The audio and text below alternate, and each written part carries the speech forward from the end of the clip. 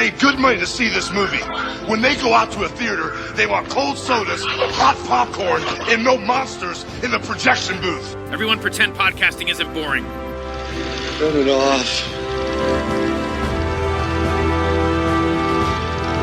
Turn it off.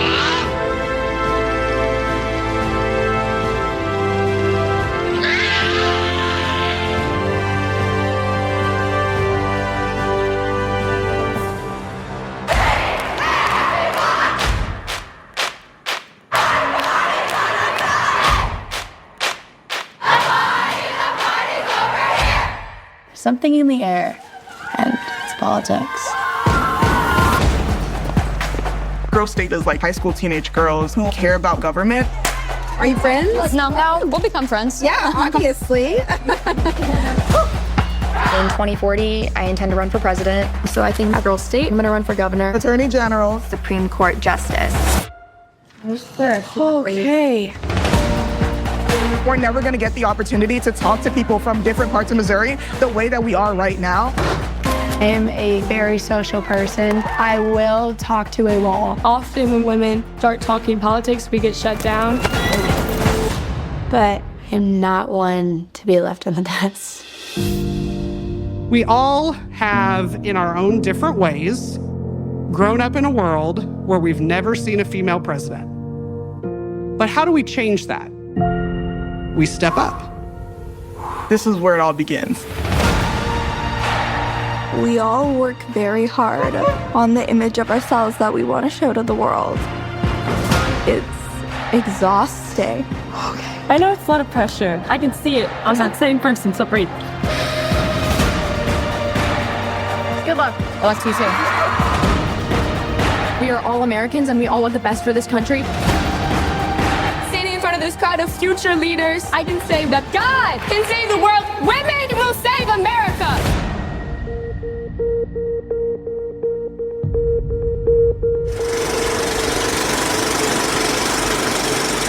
Hey folks, welcome to a special episode of The Projection Booth. I'm your host, Mike White. On this episode, I'm talking with Laura Hudock. She is the DP of the new documentary Girl State, which premieres on Apple Plus on April 5th, 2024. Thank you so much for listening, and I hope you enjoy the interview. How did you become a camera operator and eventually a cinematographer? I guess it first started with me behind the camera when I was like 16. Taking a still photography course in high school and realizing I had an eye and a love for it. My teacher actually pulled me aside and was like, you have an eye. This is something you can't teach. You should pursue this. And then I went to Sarah Lawrence College, and my first year study was film theory and history. So I studied theory for a year before I even started making movies. And that's really where I fell in love with film, in love with cinema. I had an incredible professor there. Also took courses through Tisch Film School in addition, and went to the BBC Directors Training Program in London for a semester abroad, and also an intensive cinematography course at FAMU in Prague. And I started working as a PA on a couple movies while I was still in college. And then out of college, I ended up working at a rental house for a year. At the time in New York, it was like Panavision and Area CSC were the main houses. So I worked at CSC, learned all the equipment coming through New York, and then joined the union after a year at the rental house and became a camera assistant, starting off as a loader and a second on commercials, TV shows, feature films, all pretty much narrative projects, because my intention starting out was to become a narrative DP, but it just, in the early 2000s, coming up as a woman, there just wasn't as much opportunity. The path forward as an operator in New York seemed impossible. There was like no female operators. There was a couple great DPs like Ellen Curtis and Nancy Shriver. And even as an AC, as a woman, there weren't a ton of us at the time. And I just got to a point in my career where I was like, I don't want to be an AC for the rest of my life. That's not my path. And the only place I could find opportunity to start shooting was the documentary and reality world. reality is not my thing at all, but I needed to build some credits as a DP and started off when doing actually some pretty intense stuff. One of my early gigs was First 48, following homicide detectives in New Orleans on call for murders. And then eventually a Vice on HBO, their weekly series I jumped into, and Woman with Gloria Steinem, which was also a Vice series. And I got nominated for an Emmy, and that helped sort of me get then the Circus on Showtime. And then I've also done a number of feature documentaries, and it's snowballed into bigger and bigger documentary projects. But I always wanted to do narrative, and I finally went back to my narrative context, DPs operators that had become DPs sort of thing, and was like, let me operate, give me a shot, give me a chance after having built this resume in the doc world. And I started day playing on a lot of TV shows, and then eventually full time on TV shows and like Westworld and City on a Hill. And then eventually finally got my first opportunity to DP an episode of American Rust on Showtime. And now I've managed to, over the years, have a career where I bounce between the narrative and documentary worlds. And I'm grateful now that I have both skill sets, because there's a lot of overlap, but they're also like learning two different languages in a way too. I don't think everybody's can tackle both, but yeah, I'm grateful that I'm here, but still a lot further to go, I feel. Yeah, what was that transition like for you when you first moved into reality work and documentary work? That must have been, like you said, learning that new language must have been pretty difficult. Not as much, because all of my still photography was documentary, portrait and travel photography.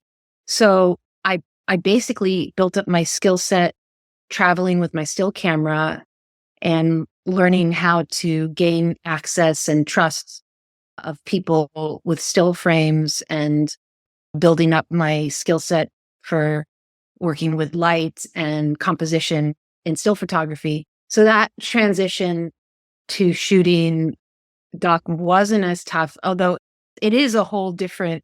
On the narrative side, you have 100-person crew, and on the doc side, it's very small. So that is something to get used to in terms of you have to take on a lot more hats. How do you communicate with the folks that you're helping with, the directors? Is it more their vision, your vision? How do you communicate with each other as far as this is the look that we're going to have? The relationship with the director, it's different project to project, but especially I think different of what's required you in documentary versus narrative. Sometimes in documentaries, the director's not even present. And it's more about having a conversation with the director ahead of time of what are we going for, and then relaying back like, oh, this is where we're at in this story, and getting points that, maybe reviewing some footage. Sometimes sometimes documentaries have narrative elements where you actually are working more like a narrative DP and actually working through shots and looks. But a lot of documentary shooting, you are essentially editing in your head while you're filming. I'm building out the scene like these series of close-ups, and then I'm going to pull back to this wide, and then and I'm editing in my head how they might possibly put it together. It's not always how they put it together, but I give them what they need to put a scene together. And it's also different because you are working with real people and often very sensitive situations and intimate moments of their lives. So with documentaries, it's more about you gaining access. Sometimes it's through the producer getting you access. And then a lot of it, if it's an intimate verite situation, it's you yourself creating that trust and that safe space for them to allow you into their world. And the magic happens when you are allowed into that space and you're allowed to capture these moments, or get closer than you normally would and get intimate and really get into their lives. With narrative, it's a whole other ball of wax because you're dealing with the director and producers and line producer and production designers. And usually, for example, in television, first you do a director's scout and go through scenes of what the director might want, figure that out with them and the production designer. And then you'll have a tech scout with your gaffer and your grip and your team to figure out how you're going to light it and execute the vision and communicate the director's vision to the team so that everybody's on the same page. And often ahead of that, and especially if it's a film, you'll be communicating with the director by looking at references, other movies or photographs or any sort of art form that might influence the narrative, and discuss the look. And then you discuss, okay, this is all right. We want it to be, let's say, dreamy. Okay, what kind of lenses and filters and light do we want to create that look? Or do we want it to be a harsh reality? It's like you try and get in the director's head of what is the story and the narrative you want to create. It involves a lot of conversations and then intuitive inspiration after that. Yeah. Tell me about your experience on Girls State, and especially how was it working with so many other cinematographers? Yeah. Girls State, we had 7 cinematographers total. And we basically worked together mostly in the prep in terms of deciding what the camera and lenses were going to be. We came down to the Canon C500 Mark II and the Canon Cine Primes. Mostly, we had conversations about basically wanting to build a package that was lightweight and versatile for a nonstop marathon of verite, 14 hours a day. And so that was the right choice. And also lenses that were good quality, but also lightweight and compact enough for verite and full frame. We all decided to mainly stick with one focal length, which is the 50 prime, and sometimes switching to the 35, just so there was some consistency with the look, as well as occasionally use the 70-200 as the second camera for the interviews, as well as some of the shots and getting people in distant situations or on stage where you couldn't physically get closer. But the majority of the time it was you move to get the shot rather than zooming in or zooming out. And then on the shoot, it was very sort of intimate situations. Each DP was teamed with subject. My subject was Emily Worthmore. And in that team, it was just you and sound. So it was a very small, intimate sort of actual filming situation, even though it was a large team that came together to make it. And then we'd have a big production office where we'd come together and share maybe what the story, where the story's going or what we're getting, or maybe watch some footage and like that. And then occasionally our characters might cross paths. I'm following Emily, someone's following somebody else, and they come together and have a conversation. So as DPs, we join together and just do your typical sort of cross coverage and signaling, and you can see the shot they're getting. You try and get the complementary shot sort of thing. But most of the time it was just you and sound running the whole day long. Feels like there's so much action, so much activity, and then you've got so many emotions as well. This is pretty intense for all the people that are involved. So it must have been something. How did you manage to gain the trust of your subject and make sure that she felt that you were going to not make her look bad? It's tough because usually that's something that's done like over time, but this was a shorter shoot, so we didn't really have that time to build up. But what was helpful was having a little bit of time without the camera where you connect just human to human rather than I'm a robot doing a job. Like it's really You have to connect with your subject. And I think just like also sometimes sharing things about myself so she would feel comfortable to share, maybe keeping a distance at first and then moving in. But I think a lot of it is just the energy that you present, how you present yourself. People can feel whether you are open and receptive and curious, or whether you're being judgmental, or it's it's an energy and an openness that I try and bring that I guess they feel. And also it helped, like she's an aspiring journalist character. So at some point she saw me just doing my job well and was like, God, and was like, I want to be you.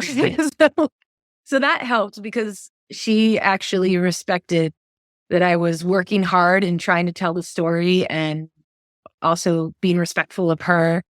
And she responded to that. And also part of it is just like good casting by the directors. I think pairing the right DP with the right subject sometimes is really the best and most important decision you can make, because we were able to sync up relatively quickly. And I'm still in contact with Emily. We're still friends and check in with each other now and then. So it's actually a relationship that I will probably continue, and maybe even in some way a little bit of a mentorship. Yeah. Tell me about your sound person. How was that relationship like? Because it sounds like you kind of had to be joined at the hip. I had a transition of sound people because the first person was ill and then came in late. So it was wasn't as smooth. But basically with sound, yeah, you need someone who's really good, who knows, okay, she's on a 50 mil. This is going to be my headroom, or this is how much headroom she is, or if she's this far, it's why, signaling sort of thing. Hopefully you're with someone that knows camera well enough to know what you're shooting. And also I'm a fast mover and repositioning a lot, and they got to be on their toes. Good image is nothing without good sound. So it's really important. Yeah. When you're done with the job, are you just done with it, or do you actually go and see the premiere and take part in all of that? It depends on the relationships. Sometimes there's some projects that I work on where I have a relationship with the director where they'll send me cuts and I'll be able to give notes and be like, oh, hey, remember this moment? Or actually, I have this shot. I know that there's a shot that's stronger than this one, if you wouldn't mind swapping it out. And then sometimes I'm not involved in post at all. And then if I can go to the premiere, for sure, it's really fun to see your hard work appreciated by an audience and to reconnect with people from the movie that you worked with. And it's a moment to appreciate the reward of hard work. I was lucky enough to go to the Sundance premiere of Girls State and really had a good time. It was like really well received, and we had the Eccles Theater with the big, huge audience. And it was like, it's pretty cool to be able to experience that. You don't always get that. And it must have been nice to see your subject again and actually hang out a little bit. Yeah. And then Emily was there, and she and I connected and hung out. And it's amazing. It was like no time had passed. We're just like, boom, clicked back in really tight. It's amazing how an experience like that can create such a bond. And I feel like we really did create a bond, and so grateful to her for being gracious and open with herself and her story to let me capture it. What else are you working on these days? Do you have your next gig lined up? I am working on something right now, but it hasn't been announced yet. I can't really say what it is, but it is a feature documentary that sort of is a mix of verite, narrative scripted scenes, and some sort of magical realism in a way. So unfortunately, I can't say what it is yet. NDAs and all that. Where's the best place for people to keep up with you and your work? You can follow me on Instagram. It's Laura.Hudock. laura.hudock, or Laura, also my website, laurahudock.com. I'll repost my latest works there. Laura, thank you so much for your time. This was so great talking with you. Sure, my pleasure.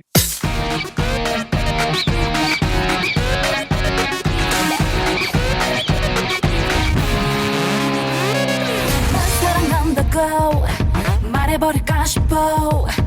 이렇게 매일 가슴 아파 그런데 왜 이래. 네 앞에만 서면 작아져버려. 아무것도 아닌 애기 같아. 너만 생각하면 나는 마음이 좋아. 눈을 뜰 수 없어. Come on, just do this, yo. 날 따라해봐 이렇게. Come on, come on, come on, 네가 먼저 다가가. 사랑한단 말을 해. 이제 그래도 돼. 네가 먼저 시작해.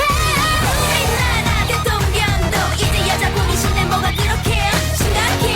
왜 안 돼. 여자가 먼저 키스하면 잡혀가는 건가. 그애에게 다가가. 네가 먼저 키스해. 이제 그래도 돼. 네가 먼저 시작해. 이젠 그래도 돼.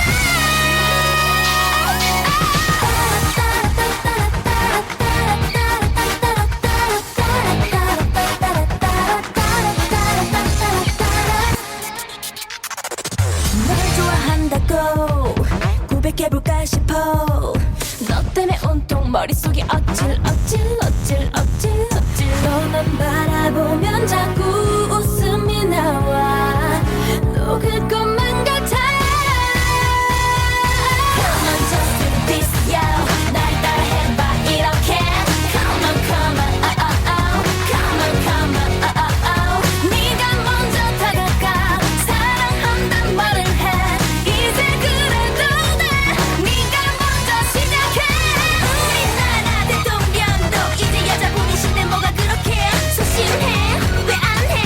여자가 먼저 키스하면 잡혀가는 건가. 그애에게 다가가. 네가 먼저 키스해. 이제 그래도 돼. 네가 먼저 시작해.